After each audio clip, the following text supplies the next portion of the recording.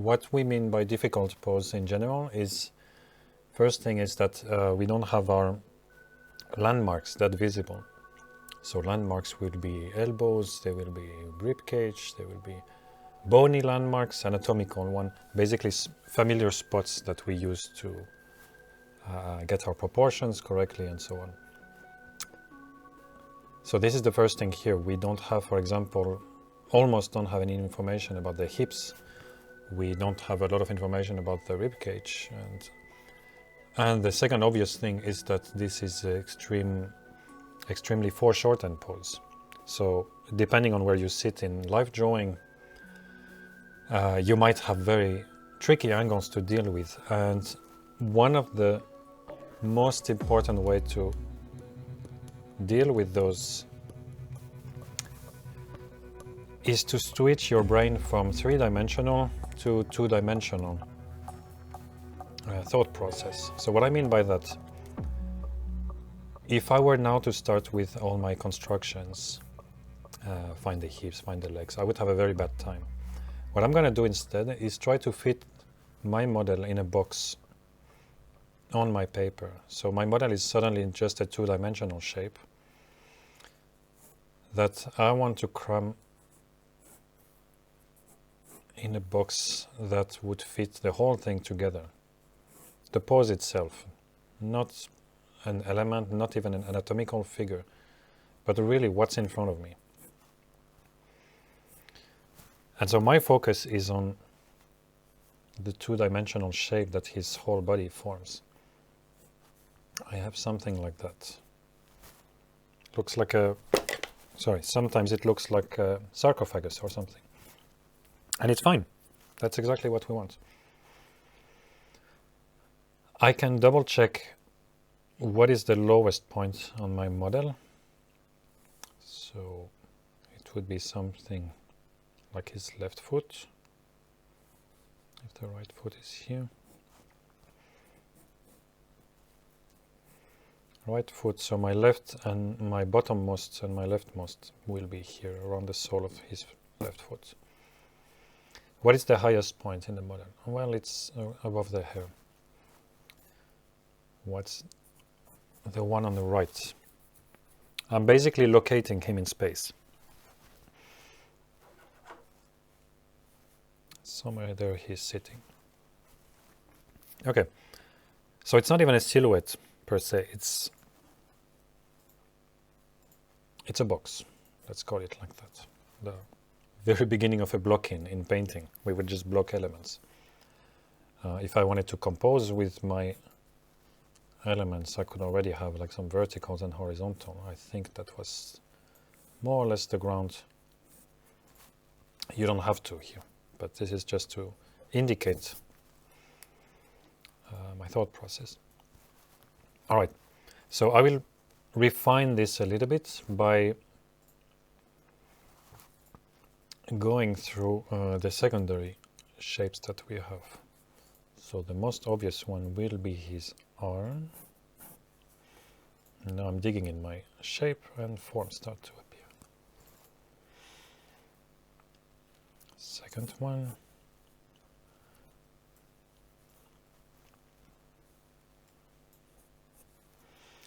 To keep proportions in check, I'm only using relationships from one element to another. I'm not concerned that the hand looks too big or not. I'm concerned that what is the size of the hand in relationship to, for example, the calves here, the thighs, sorry. And this one, for example. And so the same for the foot. I really just located in two-dimensional space. My foot is right above under his hand, and it's doing something like this. And I have my knee here, so I'm gonna go and place my foot. And I remember that this is my lower point.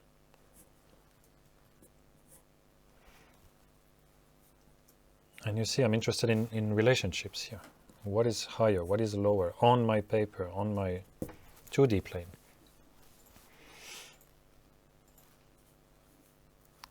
because foreshortened legs, for example, but limbs in general, start to have this two-dimensionality to it. And they have often a quality that we will find again and again. For example, this kind of ham-looking form that the leg will take when it's sitting, because, you know, ham is pretty much a leg. I need to place quickly enough my head properly.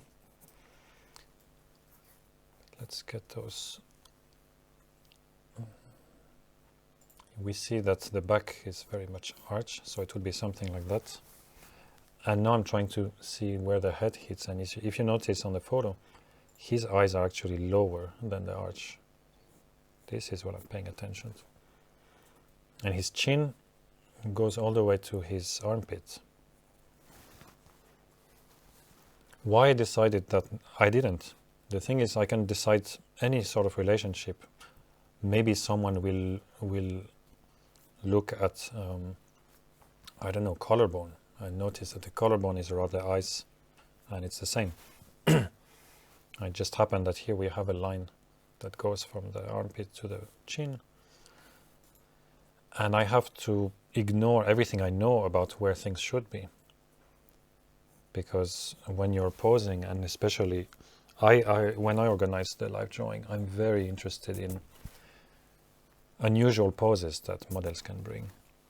Because as soon as the students start to think, oh, okay, I'm comfortable with drawing figures, you can give them a pose that they didn't realize the human body could do.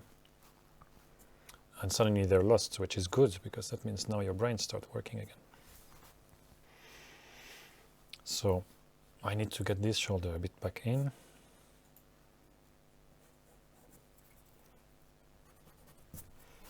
And I'm paying attention to my angles.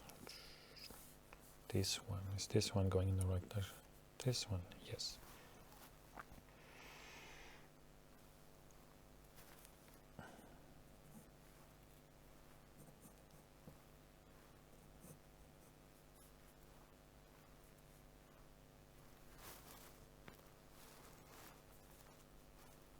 Here I can go a bit bigger. We have some musculature. Now, talking about the hips, I know that the hips are here. He didn't lose half of his skeleton by sitting there. But I don't have clear indication of where they are, so I need to get hints. My hint is that if the rib cage is here and going down, the hip will be looking up, because the legs need to be attached to the hip. And if you pay attention here, I do have small indication of the hips just before the underwear and just below the obliques. So here I know that, okay, this is hips. This is a sign that we have located them.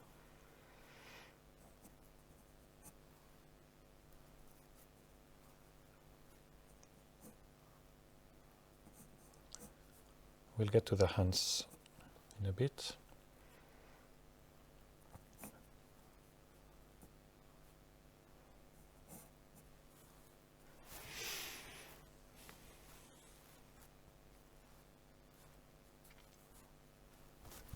Okay.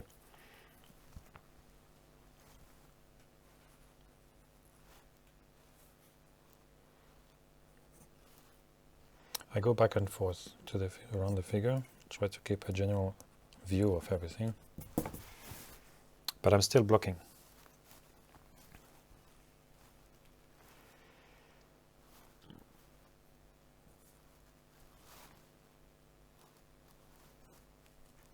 We could work on this foot. Notice how the toe, if you need to draw the feet, but you don't have a lot of time, at least pay attention to the direction of the big toe in opposition to the small ones. Because usually if the toe goes in one direction, the big one, you will see that the smaller toes like to contradict and go the other way. And here our little toe is living its own life. Just like with the hands, it's really nice when one of the toe or one of the fingers decide to kind of break what could be otherwise a bit symmetrical or repetitive. There's a lot of character in that.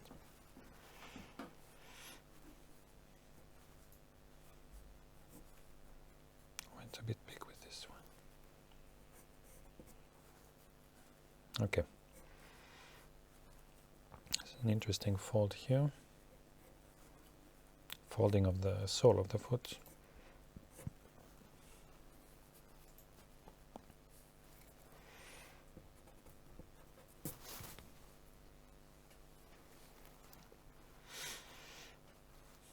All right, now I need to start to dig in my actual structure.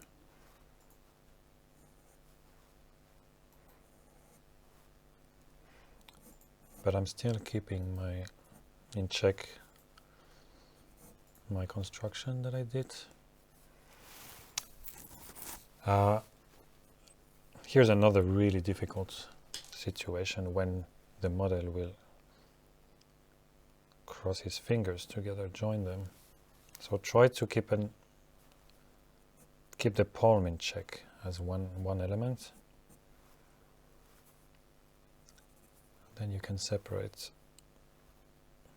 things. We don't always have time in live drawing, so you need to at least think of how things interlock and how you can have those ones, and at least define, like what I'm doing here. I have some lines of where the fingers start and the interlocking doesn't have to be like one finger, one finger, one finger, but at least some of them should be indicated.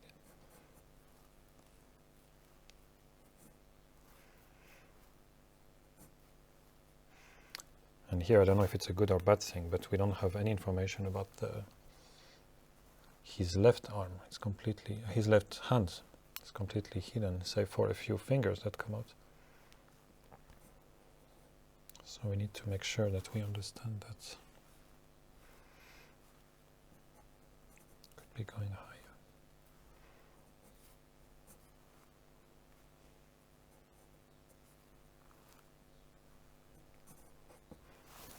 Then they disappear.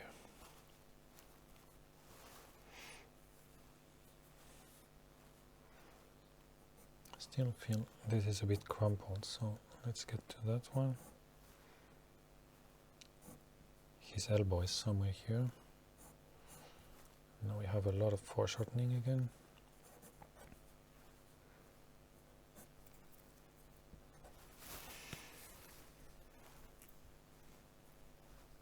We need a place for his hair.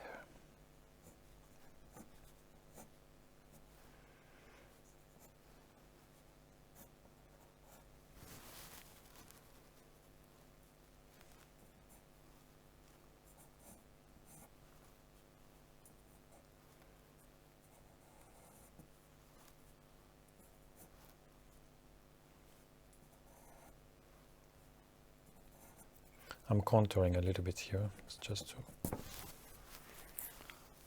to know where I'm going with my muscles.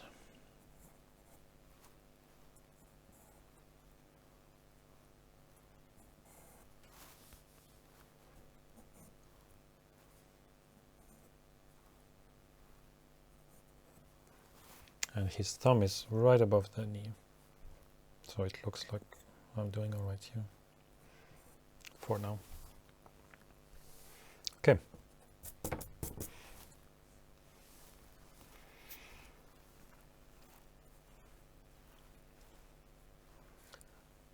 I want to block his hair, so I'm paying attention to the receding line.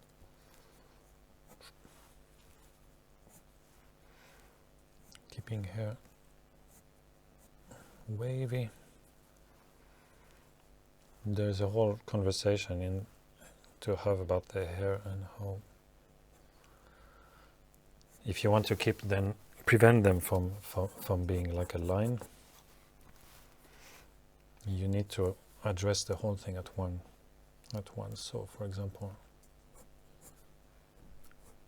You need to remember that there is a cranium underneath, but there's also the ears that might affect, even though here we don't see the ear, we need to feel that they're here.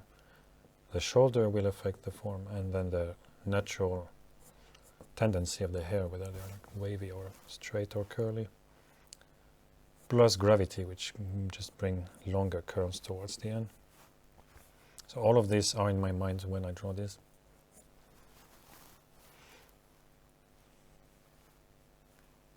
For example, here it goes a bit to the side because of the ear.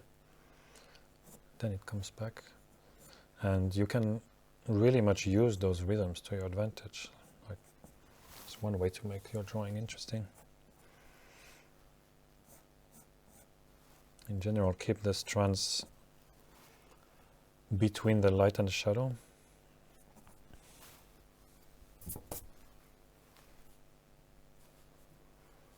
And here, speaking of shadow, it starts going through the head, and I will just basically split his face in two.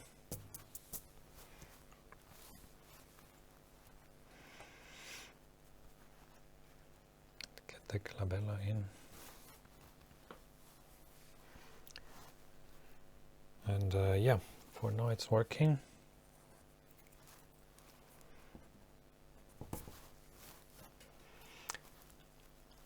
And we can start mapping the light and shadow situation. So core shadow is wherever the light and the dark meet, and you get a bit of a darker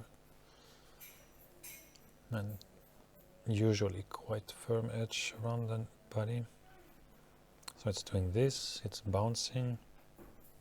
Here we have a quite harder edge, coming back harder. There's a rhythm here because of all the muscles and the twist. His arm is spiraling, and we want that. It's very nice. So I'm trying to keep that in mind.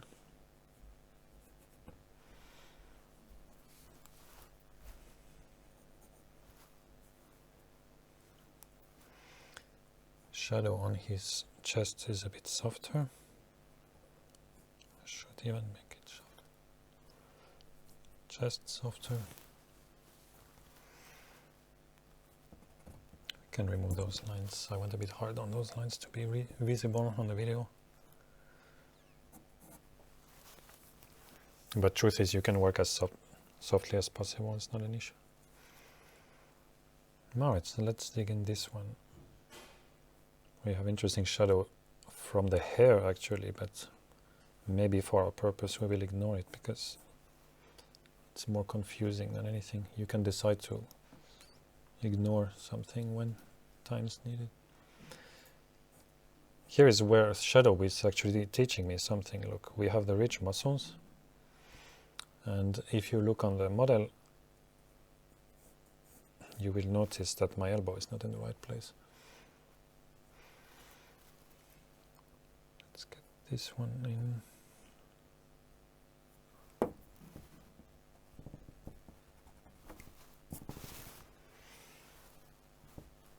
I should know better. This is the second time I'm drawing this because I forgot to press records the first time around. But at least I had time to practice, I guess. It's the learning tax. Alright. We don't have a lot going on here, but I know that the belly has soft shadow. On the underwear we can have a little bit of a harder separation. And here you can see very clearly that line of the underwear, and the thigh makes an extremely strong contrast. I think this hand can get a bit smaller here.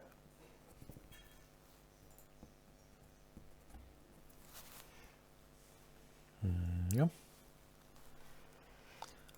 I'm continuing my mapping of 4 shadows. There is one here that on the elbow, on the knee. Now if we get into small details, there is one on his toes. I can merge them together. Don't hesitate to merge things, especially fingers and toes. They don't need to all be defined one by one. It can look, on a good day, it will look very illustrative, which is fine if it's what you're looking at. But sometimes it can look more, I don't know how to put it, maybe too artificial or constructed. Alright, I need to fix my calves here that were much higher.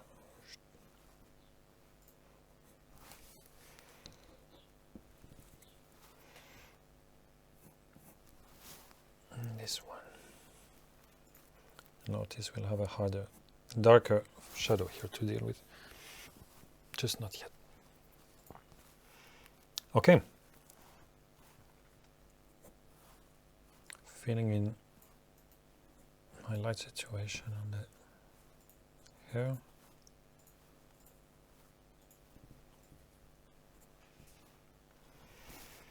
And let's get to rendering. Oh, it is nice.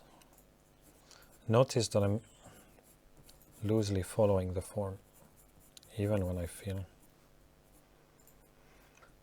Doesn't have to be, it's a choice, but you need to be mostly consistent with yourself.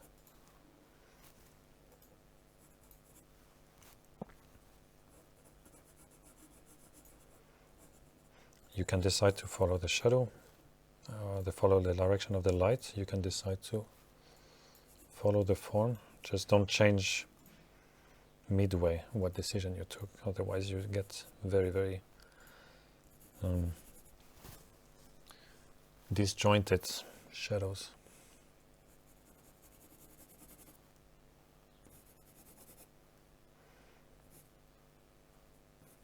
Here it was so soft transition that I didn't even bother drawing it, because it would make a line.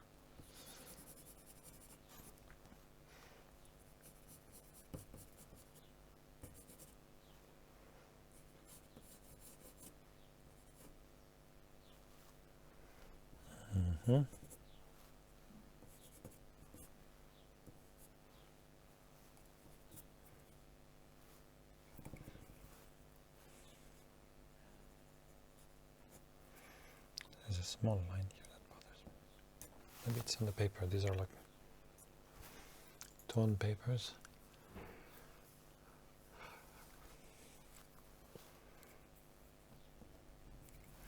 Okay, next thing I'm going to fix my overlaps.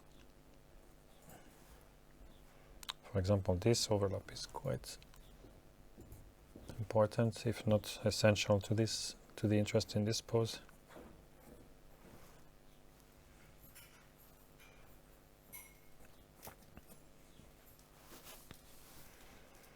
Here we have fingers overlapping, of course.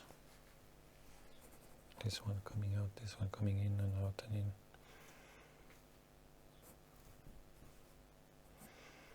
in. The knee overlaps with a lot of things here.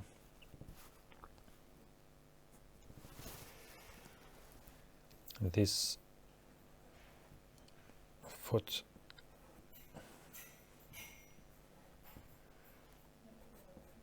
very enjoyable, still needs his share of overlap.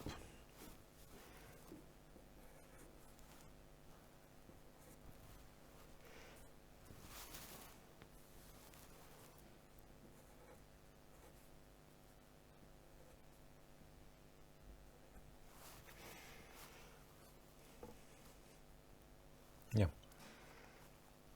Here we have a very strong transition that needs a bit more attention. This is all in the light. I don't know why it's looking so dark. So with the overlap, we can also indicate all the occlusion shadows. So these are the darkest shadows where usually light does not meet any form. The light cannot reach in, basically. So it's not those ones, but it's this one. It's going to be this one. It's maybe a little bit here, definitely between the fingers, somewhere between the toes.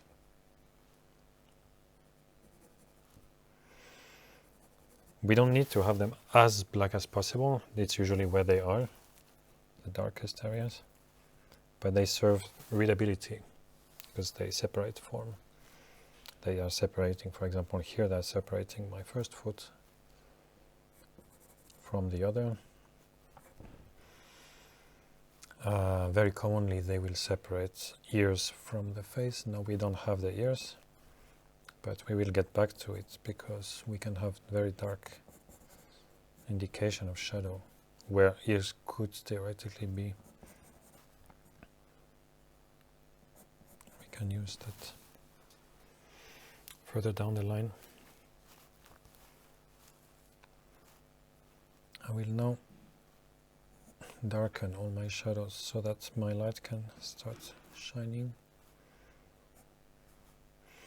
When you work with toned paper, you're basically midway between light and shadow.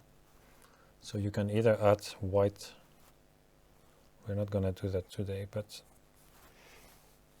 it's one way to get the light to shine, or to make sure every area that is high contrast area is as dark as you want it to be.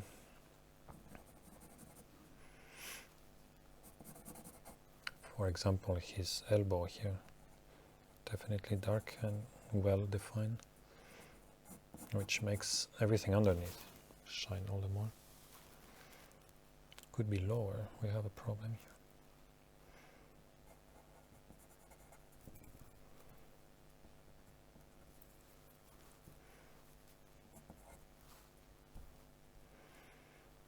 Let me get through my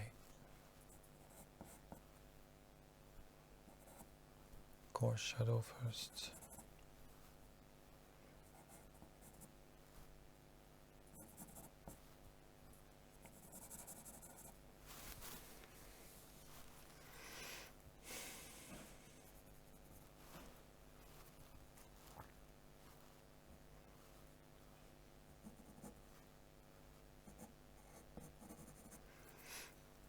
This is not good.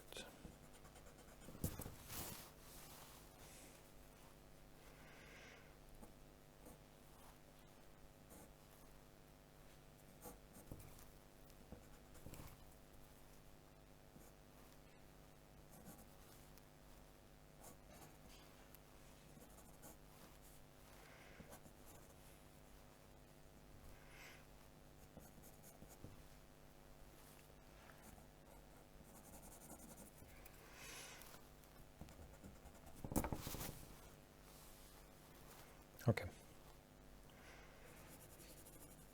And now I can go darker.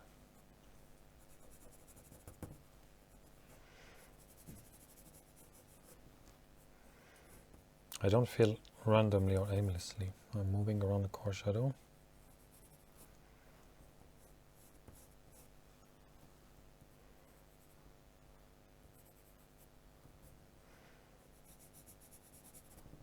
Here I can get boxier because we have our knee.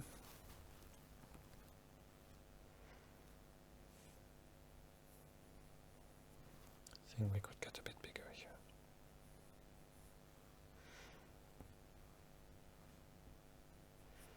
Some tendons, some calves.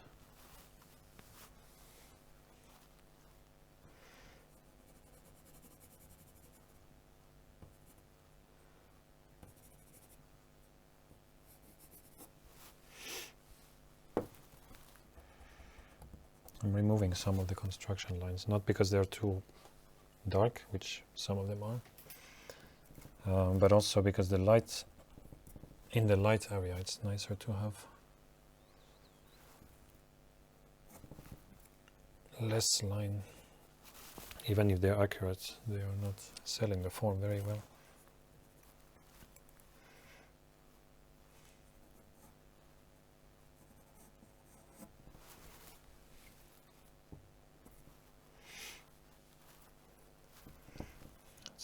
Let's go to the toes.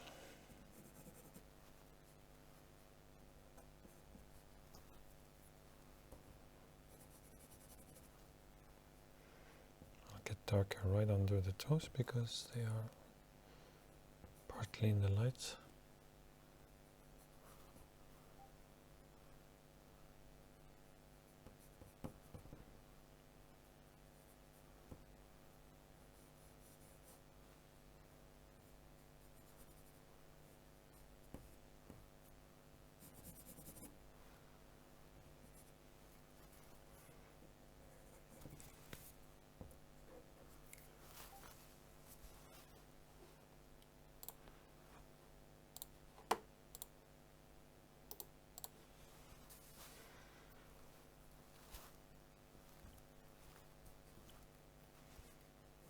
This one I don't feel like defining entirely, this foot.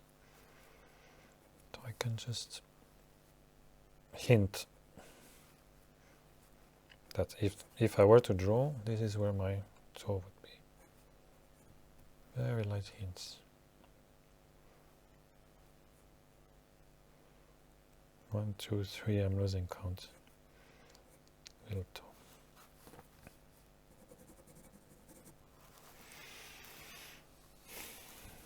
No, those darks are a bit too dark. I can either bring them back together.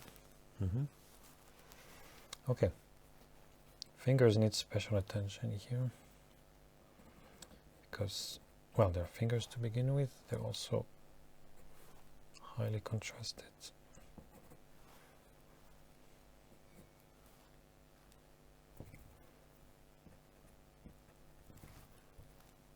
And you see that the tendons are making interesting triangular forms here.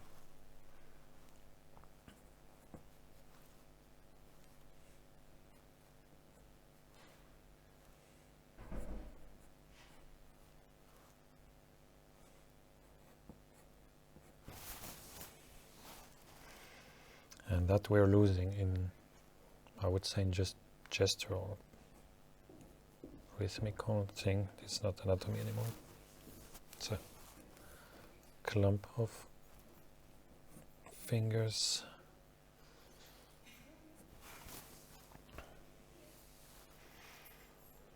Okay, this is going somewhere. Not too bad.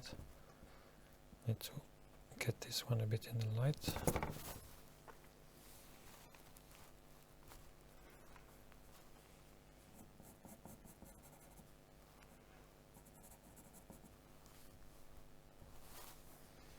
Trying to unify what I've done so far. By unify, I mean unifying the values. You see there are like little patches that are distracting. And this is a shadow, for example, but it has a lot of reflected light in it. It's the reflection from this arm that shines, whereas it's very much warmer here. It's very orange, reddish. As opposite to this one, for example, which is much colder because we had a white wall reflecting. All of this can go in the dark. My little ridge here deserves a bit of an edgier light.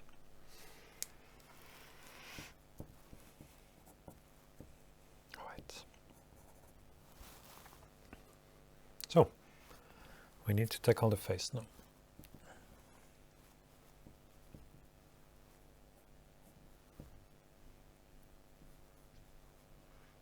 My darkest spot will usually be here by the orbit and before the glabella.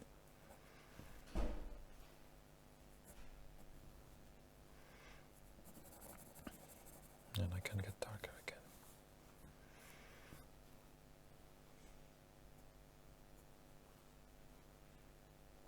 I'm not drawing his eye, people. I'm drawing the shadow shape of his eye. Be very mindful of that when you're drawing, live drawing, that we don't have. We don't have this. I still see it. But we have something that is here, in this case, something like this. Sometimes it might look like this. That's a shadow shape.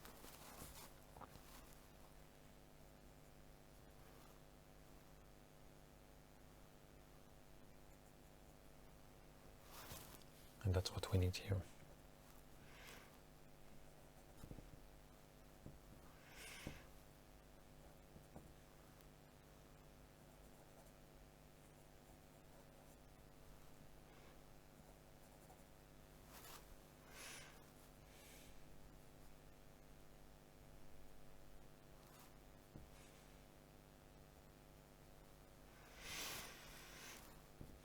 No, we need contrast in all of this. We've already started indicating his hair. So we need to dig a bit deeper in form and value. But I'm keeping my nice curls that I drew earlier. But here where the light meets the shadow, I can get more contrast and actually more definition of the curls. Also here we have something a little bit darker.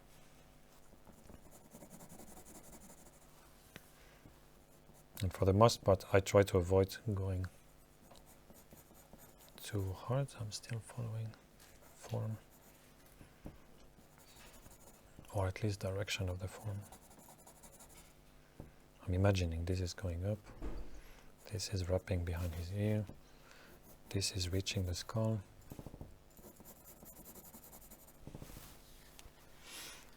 And here you see there's light in our photo. So right before the light I can contrast it yet again a bit more. Now we have his actual scalp. So just before the scalp it gets back to dark, a scalp that is light, and then back to dark.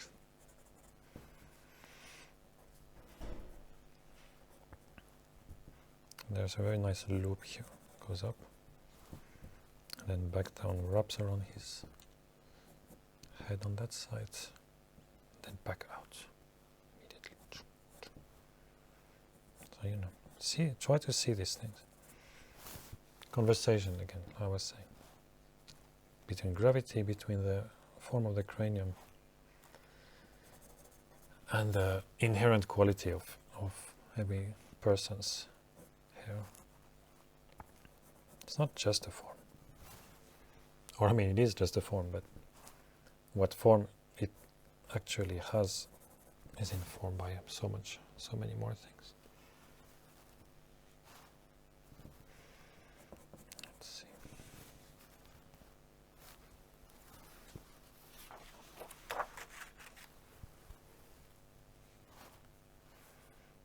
It is face to be a little bit more defined. Just making shadows.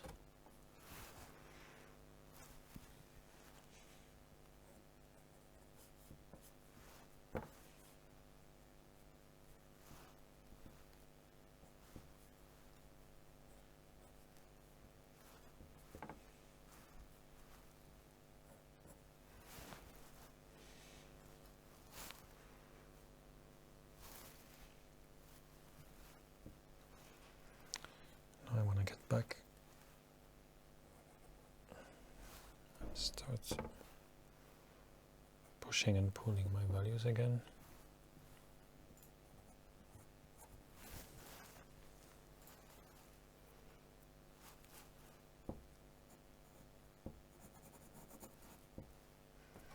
You can soften some lines that when they shouldn't be that edgy, especially in areas outside of our field of interest.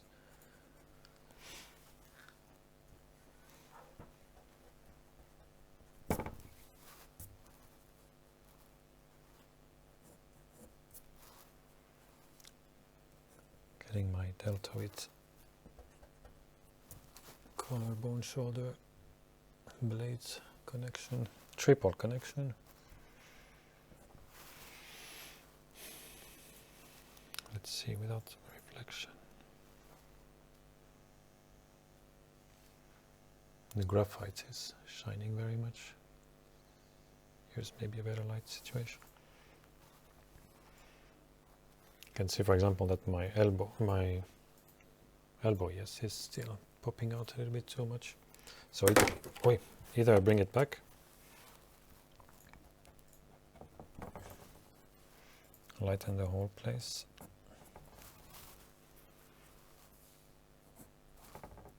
Or I leave it, but I need to augment contrast in some areas.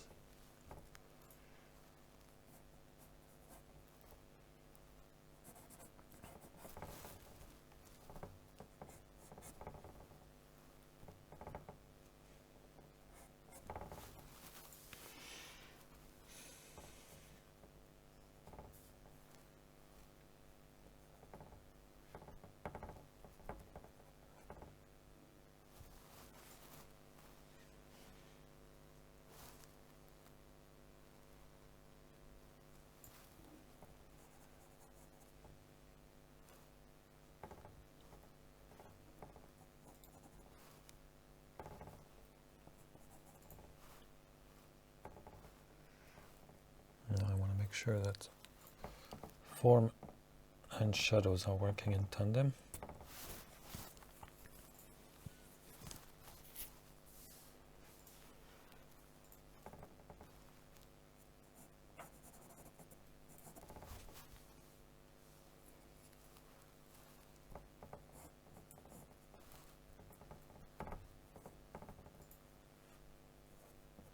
There's a very nice gesture going here and here and flowing through his arm, so that I can go and push it because it's one of the center of interest of this image. So I want to make sure that no one missed it. So here's where I put my focal point.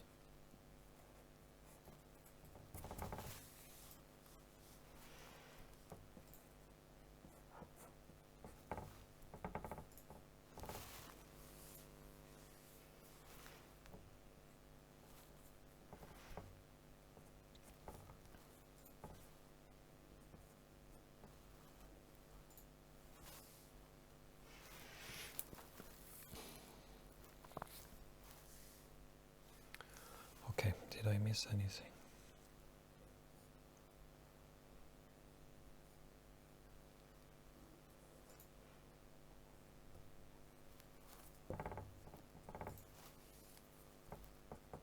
Just indication of this folding of the chest.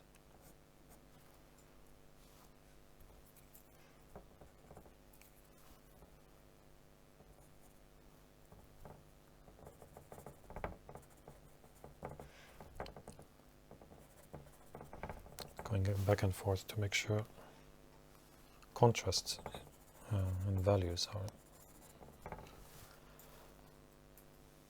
unified with each other and with themselves.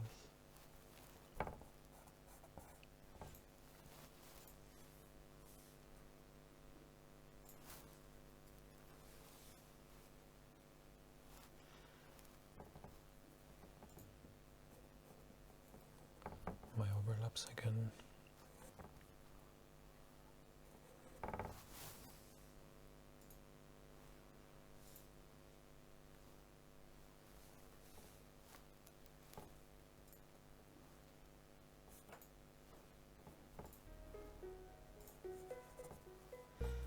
Trying to get this spiraling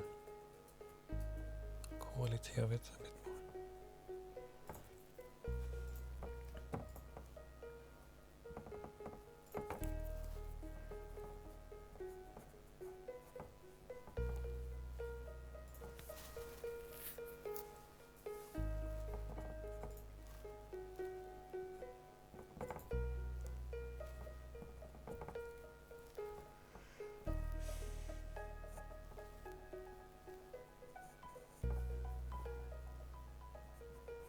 Now I'm doing a bit of anatomy, for sure.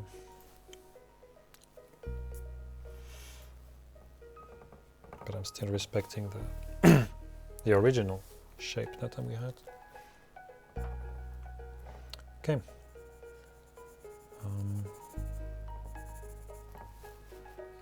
I think we're not too bad.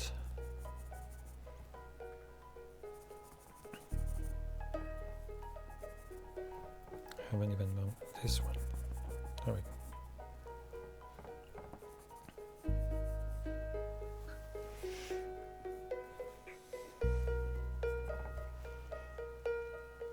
I didn't put any timer this time. I wanted to maybe break down my thought process a bit more.